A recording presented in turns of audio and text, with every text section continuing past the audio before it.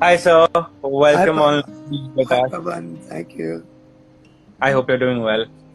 All well, thank you.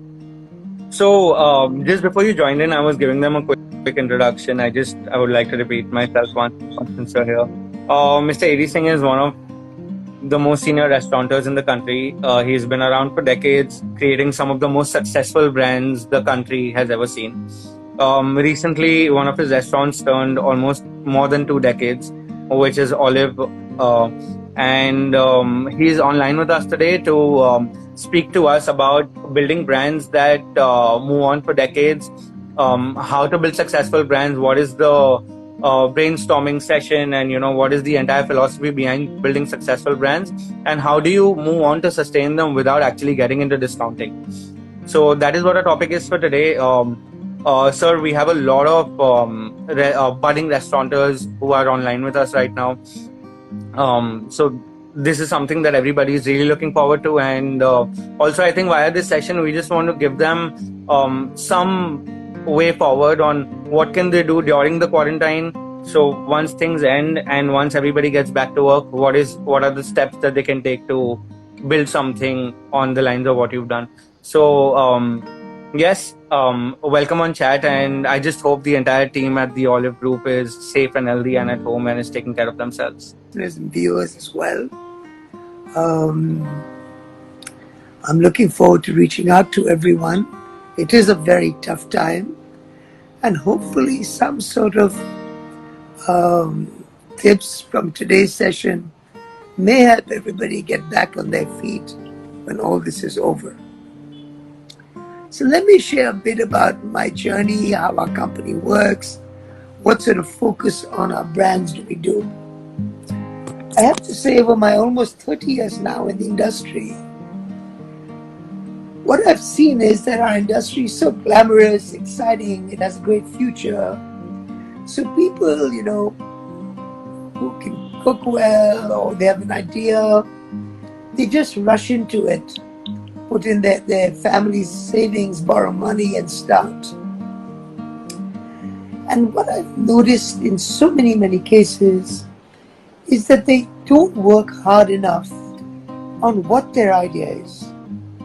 What will be the USP of it? How do they make their product as good as it can be?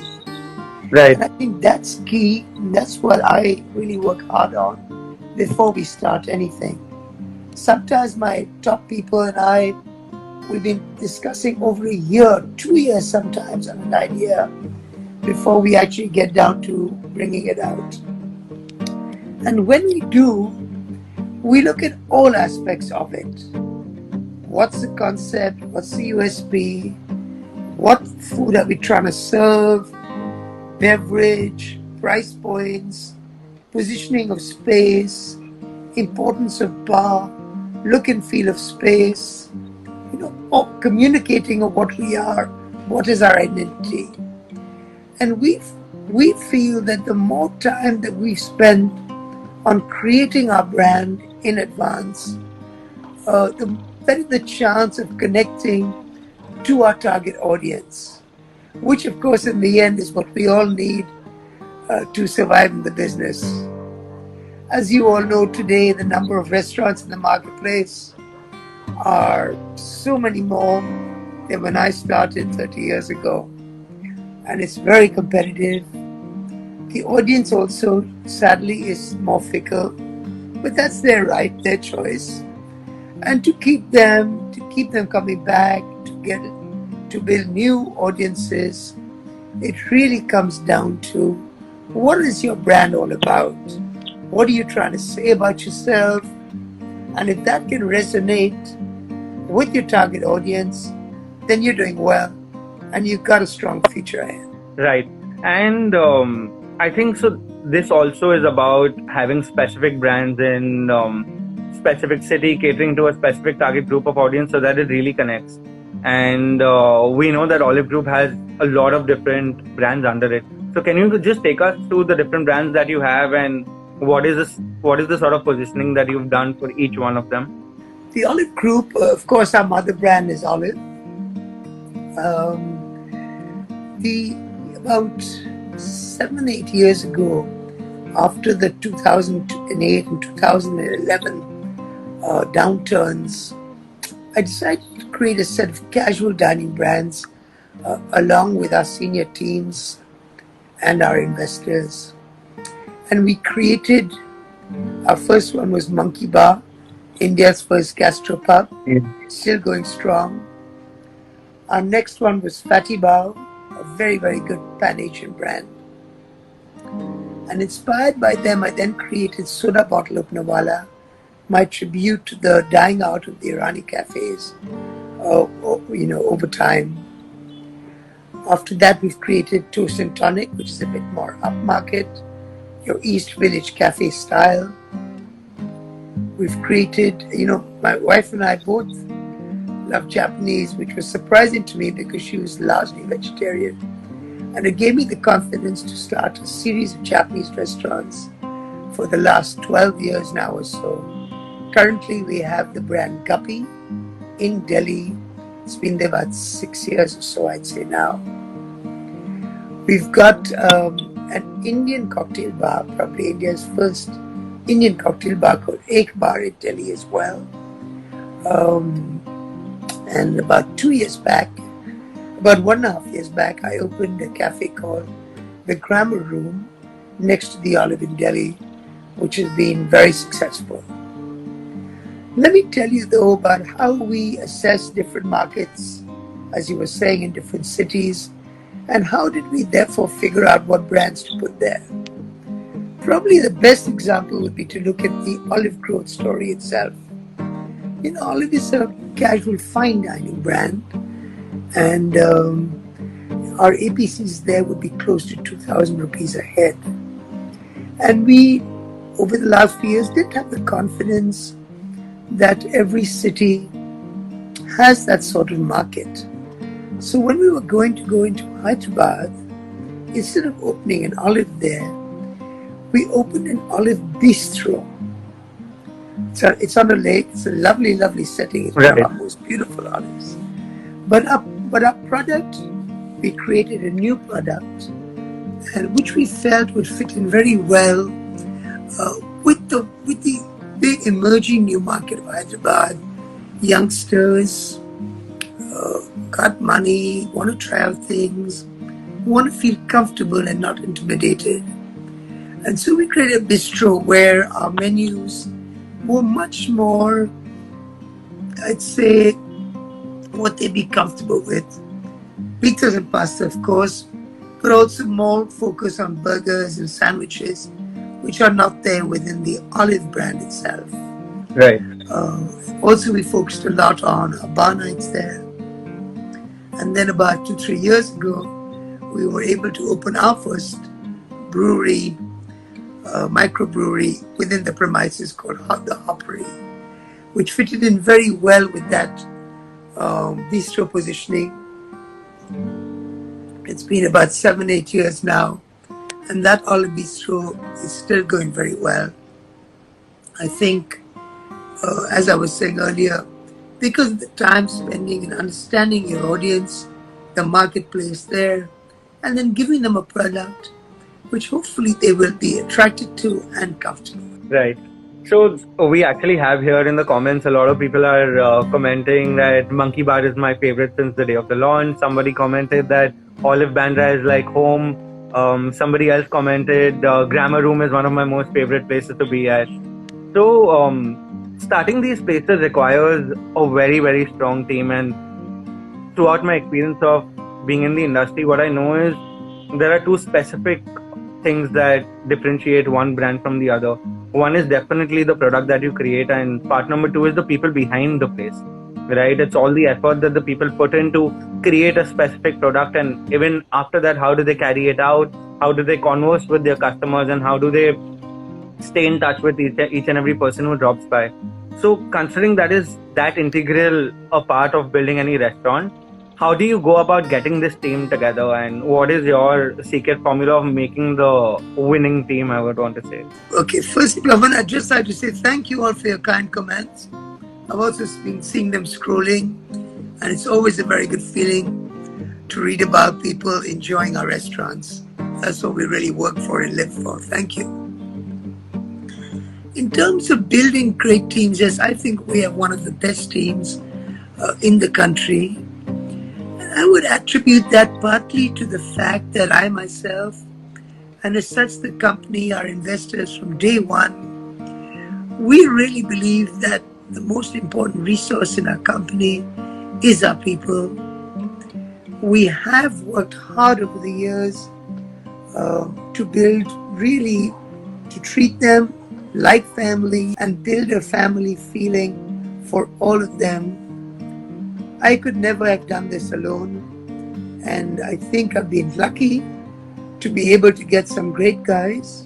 And I think because of the way we've done our best to look after them, care about their future and their aspirations, we've managed to have so many of them grow and stay with us through all that, though other people are, of course, offering them blank checks, and I've been doing so for years.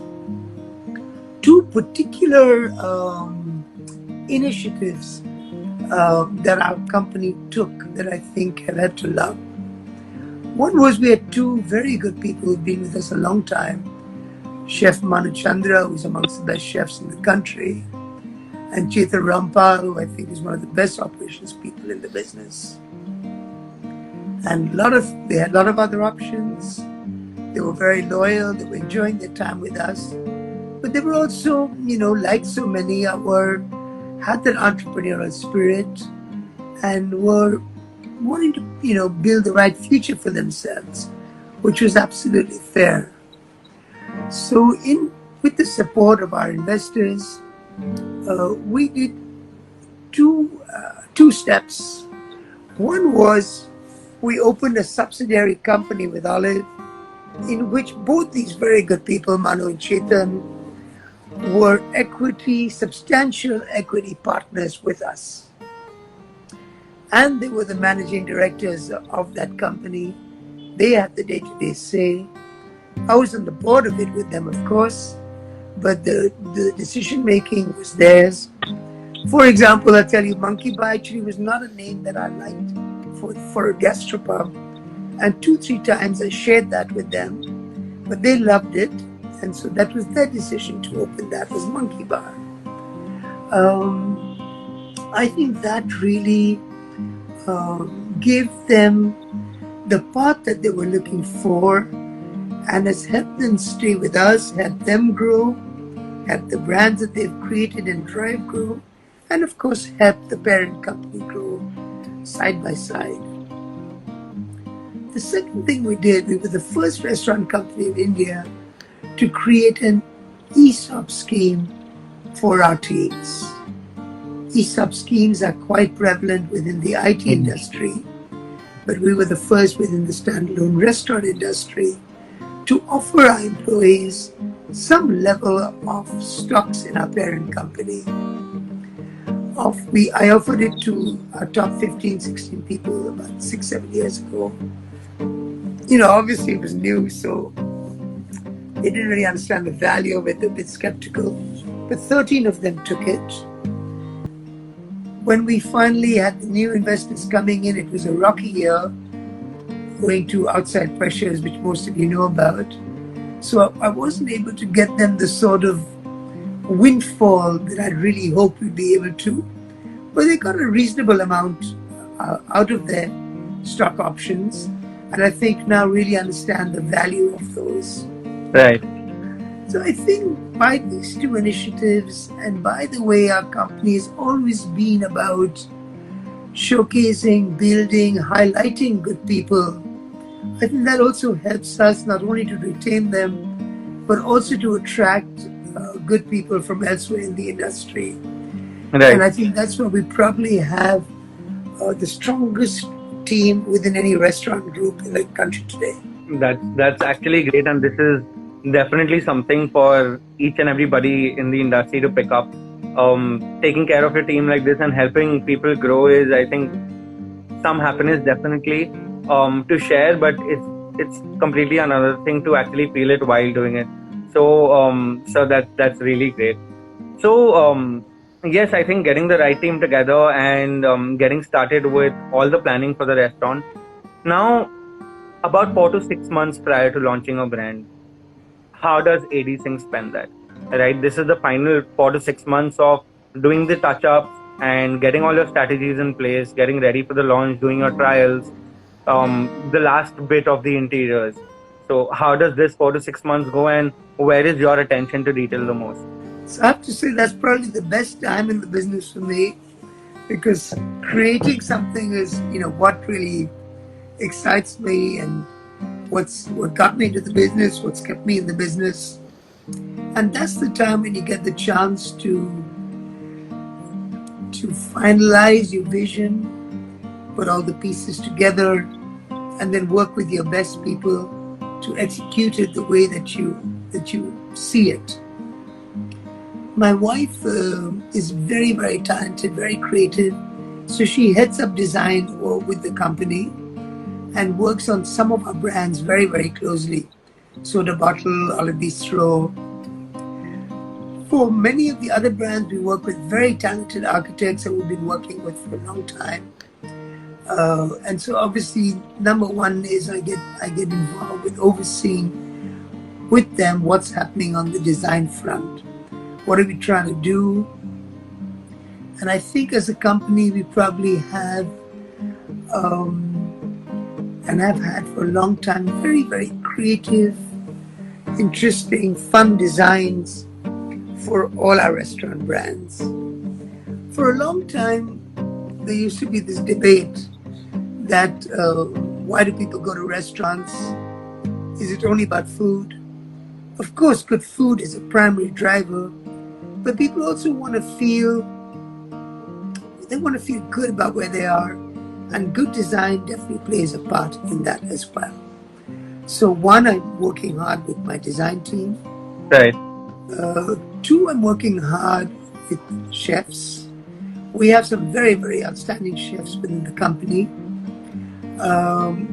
And I don't get involved with deciding dishes or recipes, but it's more about working with them to refine the product vision and then creating menus that would fit that very well.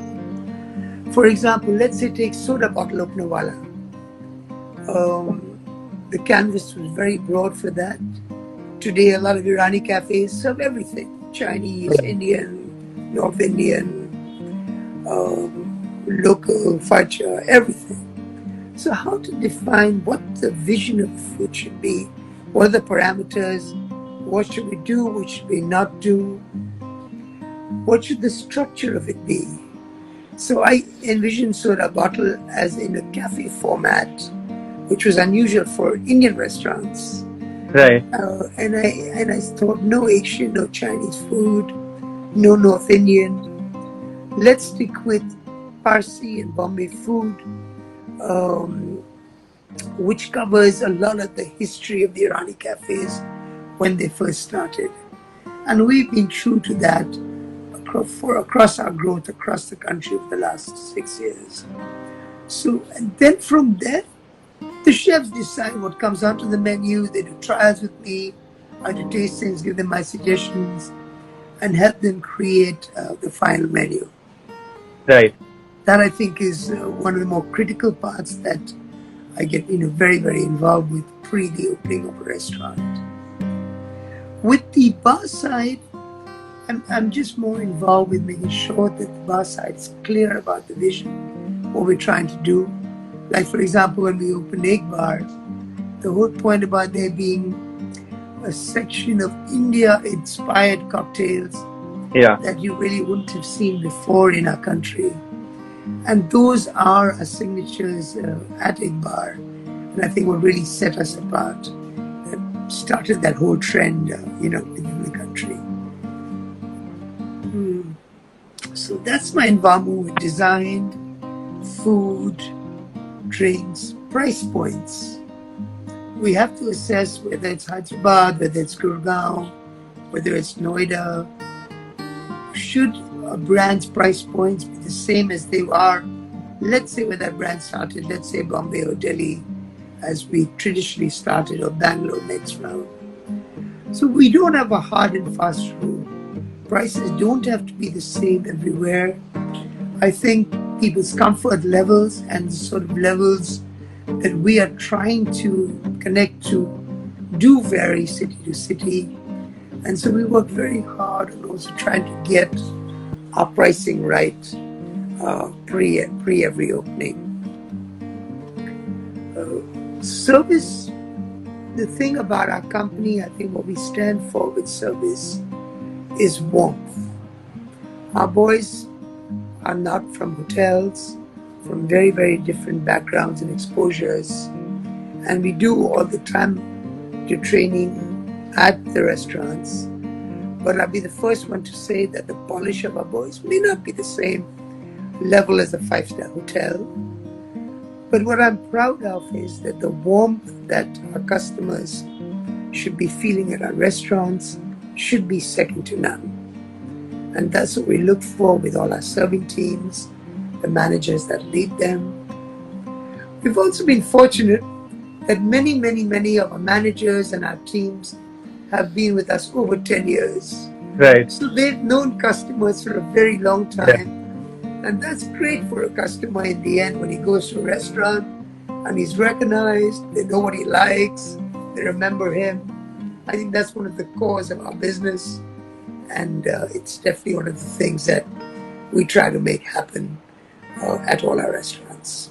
Right. So, just summing this up for everybody who's viewing right now, you started off with keeping a very key eye on the design bit of it and working really hard with the design team on getting the layout and the theme behind the restaurant completely right. After that, the next most important thing would be, or maybe this is not in order, but as you said, would be the food. Working with the chefs and getting the ideation for the menu along with the final execution really right, and then leaving it on the chefs for their final freedom of creativity to flow.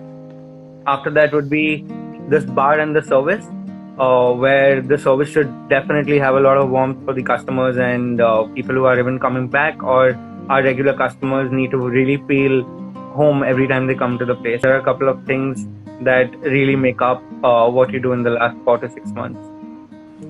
So, That's right. So moving on from that, what do you think is the perfect brand launch for you? You've had a couple of brands that have launched in the last 2 to 3 years, and every time there's a brand launch, there is something about it that everybody is talking about it, or it directly becomes the trend in that particular city that everybody wants to be at. So how do you achieve that, and what is your way for that? I'd say, I think for all of us so far, the perfect brand launch is when the brand enters the market exactly as how you and your team have dreamt of. I'll give you a funny example. When I launched Hello Guppy in Bombay, it was the first Japanese cafe in our country. I was trying to make it be much more attractive and comfortable for a much wider audience. I know many of our viewers and many of our diners are very skeptical of Japanese food because the vision is of raw seafood.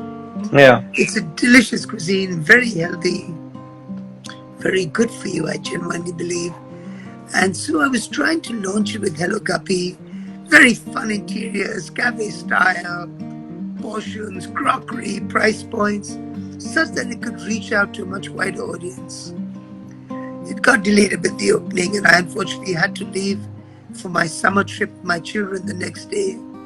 So by the time I got back, about 12, 13 days had passed. And the audience sitting at Hello Guppy at that time was very different from the audience you expect in Japanese restaurants and what I had been somewhat targeting.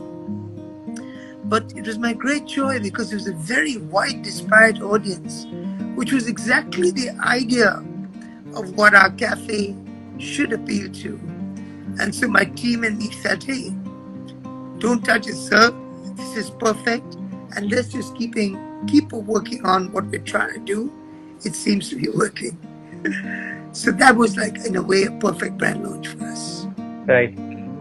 Great. And during any brand launch, there are a lot of third-party agencies that we work with. Let it be a digital marketing team, there is a branding and design team, and then there is a PR agency. So, for you, how important are the third-party agencies you work with? What are some critical calls that you take while finalizing them?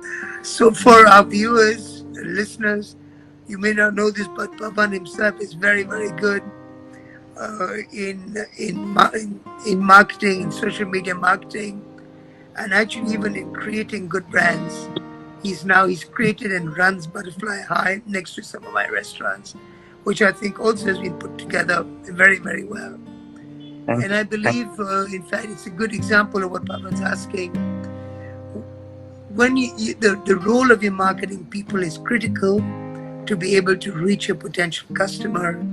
And when you can find a good marketing team who understands what you're trying to do, get them as close on board as you can, because their value can be immense to the brand. We've worked largely with the same PR people, social media marketing people for a long time, because once we find good ones, and once I think they find us, we tend to work together, stick together a lot. And so once you do launch the brand and you've got the right target audience, so this is something that a lot of restaurateurs eventually end up messing up. I have messed up a few times too. After a couple of months into the business, there is some sort of a halt that comes on telling the story, right? There is a very strong story of a brand that everybody starts off with saying, but somewhere in the middle they deviate from the road. So, what is the key angle to sustain any brand, and where do people go wrong according to you? Because while launching, everybody is very sure of what the brand stands for, but eventually a couple of brands just completely deviate into from what they actually started with. I think you put it, you've sort of answered your question yourself, and I think that'll also be very helpful, I hope, to most of you to get over this, is that whatever is the USP of your brands, whatever you've conceptualized and put together with so much hard work, keep working on that. Stress that in your PR, in your communication, or through events and activities that you're doing to bring in people and to create a buzz around the product. Don't deviate and try to be everything for everybody, because then you'll have no identity left. You'll end up being nothing to nobody. And people have so many choices today. So very critically, I'd urge all of you who are creating or have created your brands as you believed in, stick to that, market that, communicate that when all this is over. That'll probably be the best way to get people back to you. And also during this entire phase, a lot of restaurateurs also succumb into discounting, because that is an easy way of engaging with customers and actually customer acquisition, right? So, what is your view on discounting, and what are the long-term effects of discounting on the business? You know, it is true on what happened in India over the last few years. A huge new market of new customers, new diners entered nationally, everywhere. A lot of them young, reasonably older as well. Since there were new entrants, there was a focus on trying to get the best prices a lot.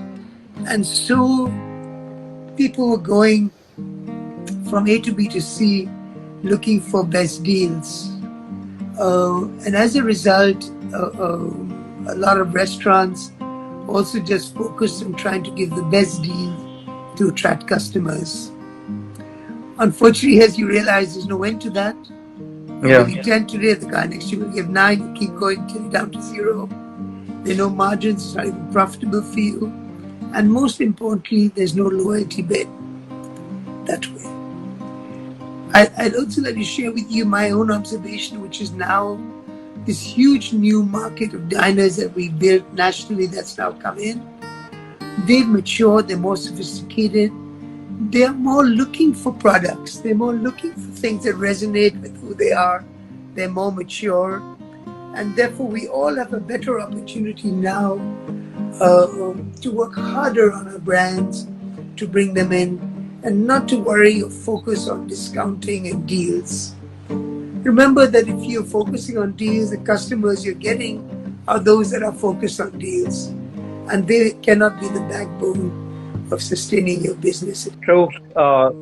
Sure, sir. And I think that definitely is some great insight for everybody who was online and listening to us. For the last segment of our session, we are going to move on to a few questions that people are asking throughout in the comment section. We'll be taking about 3 to 5 questions, Sure. and post which we can end the session. I'll just quickly read through some questions that the viewers had. So we have Nikhil asking on what is the sort of operation capital that you account for, or some extra fund that you keep while starting a new restaurant for that particular business, and everybody who's starting a new restaurant, what should they account for as their reserve capital? See, what I'd urge Nikhil and everybody, try and open your restaurant as tight as you can be. It'll really reduce the pressure on you as you're moving forward and help you keep some of the funds you'd allocated in reserve. I am slightly embarrassed to say that even a company as experienced as ours, we tend to run over in almost every single project that we do. And as such, by the time we're open, we're just trying to get open and start the revenue coming in. Rarely do we have reserves and are more dependent on the business getting going. Sure. We have Prasad asking on yes, what is the duration of market research behind developing a new project for you, and is that divided in some sort of sections or categories on how do you allocate your time into building a new brand? So I guess I could say I've been doing market research for 30 years. And of course, many of my team for 10, 15, 17 years. So as such, we largely don't have a formal process when we've been opening our brands because we understand these markets very well, both as consumers, as restaurateurs, as so on, for a long time. Which is why we've largely not tried to expand into too many cities, but focus on the cities that we started off in and put more of our brands into the same cities where we understand them. When and if we go to new cities, like we are now looking to go into Chennai with franchises, Chandigarh with franchises, then we actually commission different market research studies to understand areas, people's understanding of our brands, etc. Normally that's about a 4 to 6 week process in the early part of our planning.